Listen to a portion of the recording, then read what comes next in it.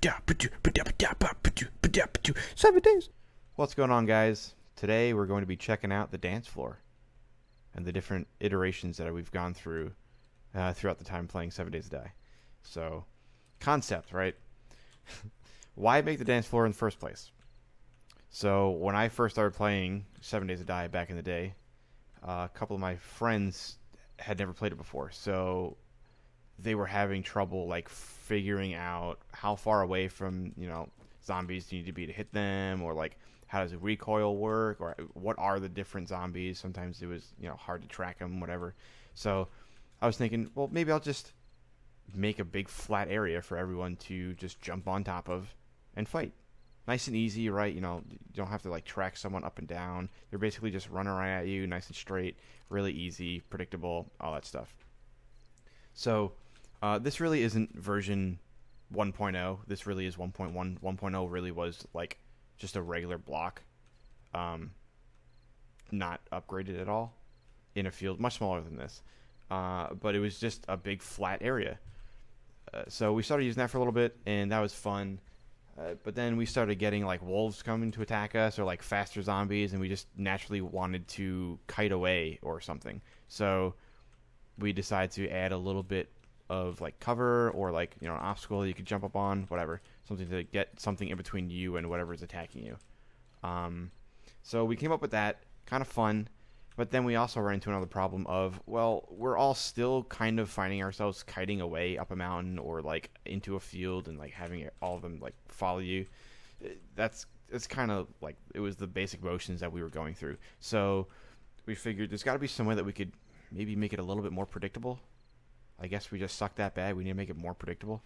So what we decided to do was kind of make like areas of entry, like egress and ingress, for the zombies and the dogs, whatever, to come and attack, right? So we tried to have a little layout here with these spikes, coming from this direction, that direction, all four corners. We had 4 or 5 people playing, so it was kind of like everyone like pick a spot and watch it. It was kind of cool. Sometimes we played with like 7 or 8 people, which was kind of cool. We could double up on some of the spots.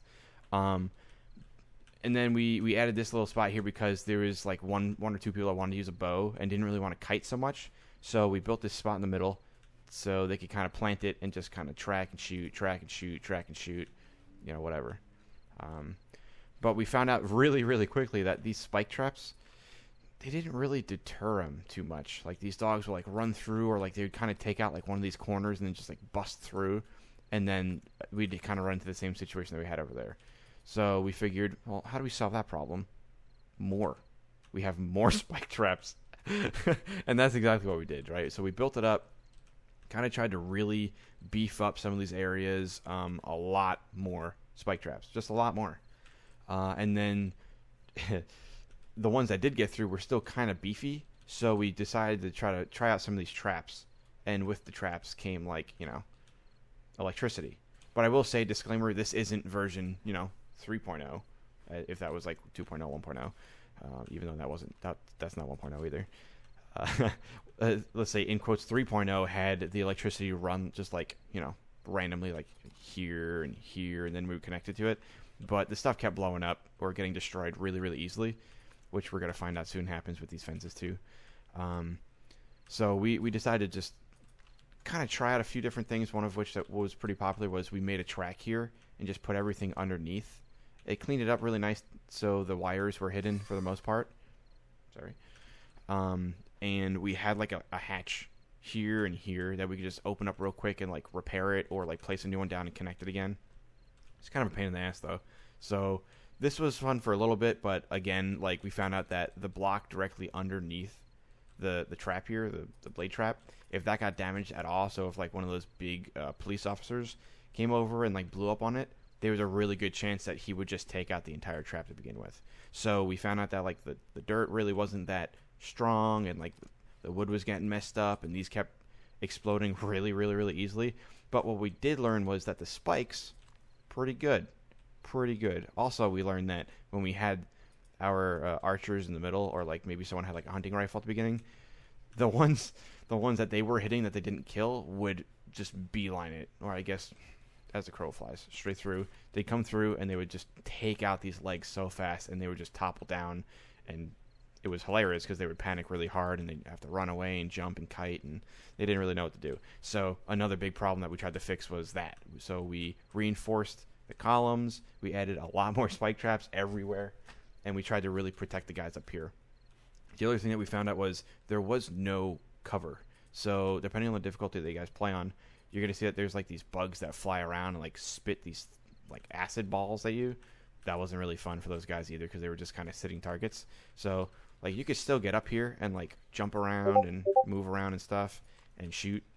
But they just wanted more cover, so we built this little house, I guess, this little shack on top of the stand that would house our generator, that would power the traps. Some stuff in here for like ammo and food and, you know, whatever else. So that was pretty cool. But I think what we learned at that point was, you know, people still kind of wanted more cover. Like we tried to consolidate everyone into the middle, and like give ourselves a little bit more room for kiting. But we still found that there was people like running to the edges and trying to shoot over before they got in. And again, my teammates weren't that great a lot of the time, so they would often run into the traps. They would basically just either get hoarded and jump backwards, and like jump into these traps and die like a lot of times. Or they would try to like run back up to the hut up here and get some more ammo or get some more food, and they would again just like straight up run into the spikes. So that was kind of funny. But also a problem, so we needed to address it. And the last thing that we needed to address with this one was, again, the cops that blew up here would oftentimes blow up a lot of this walkway. So that although reinforced, still really not that great. The explosions would go pretty far through. They would take out everything, including the relay, and a lot of the wood. So we tried to fix that. For demonstration purposes, I did leave it like that level 1 wood block down there, but at this point, it pretty much was all level 2 block. I mean, we're talking at this point, probably day like 22, 23, 24. So still not that many resources, but, you know, a good direction to move. We also did, this was like one of the early iterations. So we gave the cover back up here. We pushed this center like hut type thing. Sorry, it's still drying. We made this all reinforced rebar because they're pretty cheap, which is nice. Threw some lights up, and then all of the walkways that needed to be reinforced were reinforced with rebar concrete, which is nice. Added some more traps because we saw that this was actually pretty effective when it worked out. We threw another one down low for the crawlers that were jumping up. They would kind of just jump clear over this and land here. So with just the higher up one, they could crawl right underneath it, no problem. So we tried to add another one, which was nice. The next iteration of this one, so like, you know, what is this, 4.1, 4.2, whatever, we actually ended up making like a concrete barricade around this, and we still found that it was kind of an issue with the exploders. So it doesn't really matter what the cover is that's in between these fence posts and something that explodes over here, whether it's like a rocket launcher, grenade, or just like actually a zombie. It would still travel through the block no problem and attack, damage these fence posts, which kind of became a little bit of a problem. I think ultimately what we ended up doing was like spreading them out more and more. If there wasn't too much action going on over here, then we kind of we tried to, you know, plant these things, these fence posts a little bit further away, both sides. There's always a limit with how far you can connect them. You can see it's pretty tight already, so it's a little bit of something to play with, but we managed to get there pretty good. But, you know, we put the cover back over here. Everyone was liking this, but again, we ran into the issue of, like, still getting attacked from the sky. Can't really get back too easily. Should we be getting back? You know, it seems like the blade traps are still going down, but they're taking a lot longer to go down, which was nice. So, you know, we're still just going to put one blade trap here, but we're going to have reinforced concrete everywhere just to solidify that area and really make sure that nothing's getting through this underneath. The next thing that we did was we figured, well, I'll go back over here real quick. We were having a lot of issues down below with having to go through and fix it, and then it was just a pain to like go down and try to come back up and like rebuild it every time. So we wanted to make it a little bit more permanent. So what that looks like is this. It takes a lot longer to build this, but essentially just it's much roomier down here. You have an area to like work with and make all your own circuits and understand how they all work. It's, it's pretty tidy. It gives you a lot of space to work and really make it the way that you need it to be, which is nice. So coming up here, just a little bit bigger of an area, some windows to shoot out of, which is cool. More generators, and then just it seems like people still wanted to shoot from the middle, so again we just put a little spot up here so people can still shoot and have cover at the same time. There is glass here. You can't really see it, but there's glass here.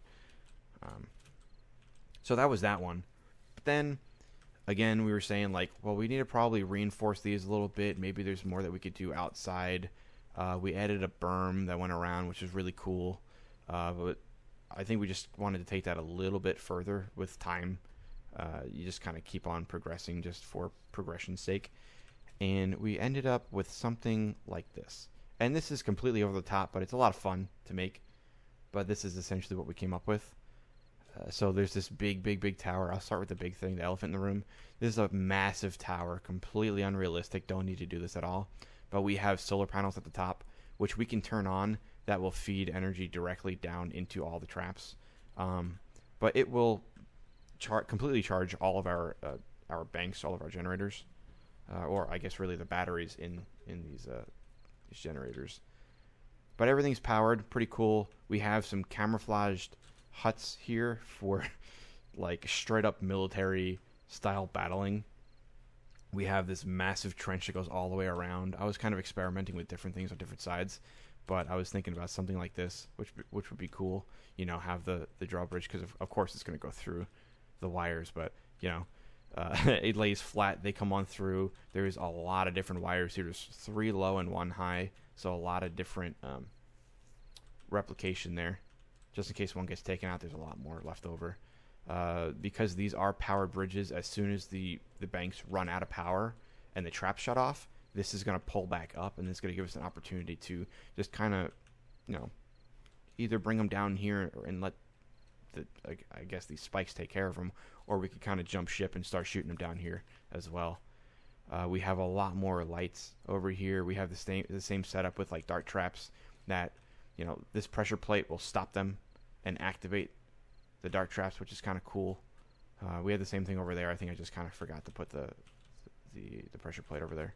But essentially, that's the play of like, if they make it through these blade traps, they jump up and they kind of like stop for a second, and then after that animation is over, then they start getting electrocuted. So they're actually standing here for a decent amount of time because they're frozen from the electric wire and then standing on the pressure plate, which makes those shoot, which messes them up. And honestly, this is probably the best combination that we've come up with in the game, because there's a substantial amount of lag that comes from these blade traps, and pretty much none that comes from these. I mean, they work so well. The only thing was, we found out that, again, you got to really be careful, right? Because if you have a bunch of people running around without this cover, they're basically forced to like stand right here and shoot them as they're coming in if they don't have a vantage point to shoot from. So what was happening was, a lot of my friends would either as they would be standing here trying to like get an angle on something and not see like a dog run up on this side, jump on the pressure plate, and they would immediately get shot in the back and just get absolutely murdered, which is kind of funny in my opinion, but it could be better, right? So I gave them all their own little cover. There's lights everywhere. We could try to, it's probably going to lag everything out, but we'll turn them on. Oh no. Oh no. All right, well, I'll get some more batteries real quick.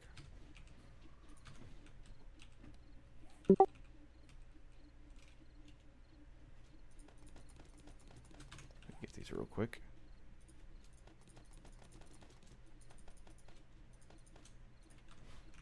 Alright, let there be light. So this is kind of what we're looking at here. Ooh, this one. I forget where I put it. Been doing this all day. Turn on. So that'll drop the bridges. You probably just saw that. So they're dropped. So they have their own thing going on. A lot of light.